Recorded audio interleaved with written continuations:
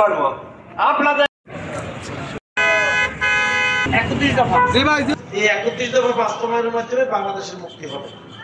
এই 31 দফা যদি বাস্তবায়ন হয়, বাংলাদেশ থেকে বৈষম্যহীন একটা সমাজ প্রতিষ্ঠিত হবে, বৈষম্যহীন রাষ্ট্র প্রতিষ্ঠিত হবে, একটা গণতান্ত্রিক সরকার প্রতিষ্ঠিত হবে, একটা আমাদের জনগণের ভোটের অধিকার প্রতিষ্ঠিত হবে।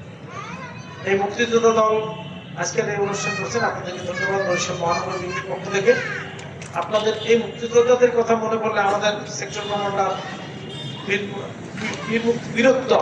বীর মুক্তিযোদ্ধা শহীদ রাষ্ট্রপতি জিয়া রহমানের কথা স্মরণে আমি তার আত্মার মাগফিরাত কামনা করছি। তার ঘোষণার মাধ্যমেই একটা সশস্ত্র সংগ্রাম হয়েছে। তার ঘোষণায় আপনারা মুক্তিযোদ্ধারা যারা আছেন, আপনারা ঝাঁপিয়ে পড়েছেন, সশস্ত্র সংগ্রাম করেছেন, জীবন বাজি রেখে আপনারা যুদ্ধ করেছেন। আপনাদেরকে জাতি শ্রদ্ধার সাথে স্মরণ করে আগামী দিন উৎসর্গ করবে। 71 সনে এই দেশের স্বাধীনতার জন্য, মানচিত্রের জন্য আমরা জীবন বাজি রেখে আমরা যুদ্ধ করে অস্ত্র ধরেছি। আমরা শুধু দেশের স্বাধীনতা এবং মানচিত্র আমরা চেয়েছিলাম, আর আমরা কিছু চাইনি।